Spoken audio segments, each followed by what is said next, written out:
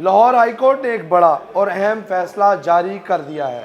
اس case کی اگر ہم بات کریں تو جو خواتین دوسری شادی کرنے پر اپنے بچوں سے محروم ہو جاتی تھی، یعنی کہ بچوں کو پہلے شوہر کے حوالے کرنے پر مجبور تھی، اب ایسا نہیں ہوگا۔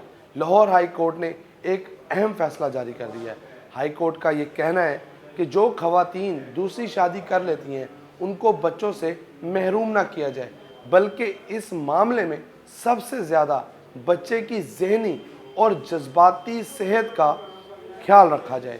اگر بچہ ماں سے زیادہ اٹیچ ہے تو اسے ماں کے ہی حوالے کیا جانا چاہیے، کیونکہ دوسری شادی کا ایسا کوئی قانون موجود نہیں کہ اگر خاتون دوسری شادی کر لے تو بچوں کو پہلے شوہر کے حوالے کر دے۔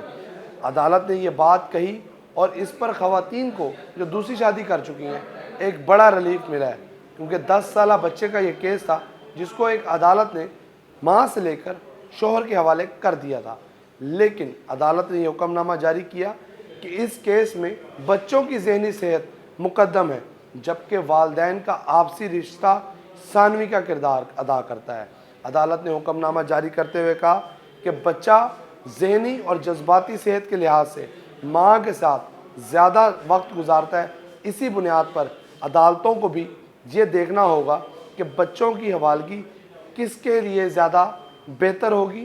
بچہ اگر ماں سے زیادہ اٹیچ ہے تو اسے ماں کے ہی حوالے کیا جانا چاہیے۔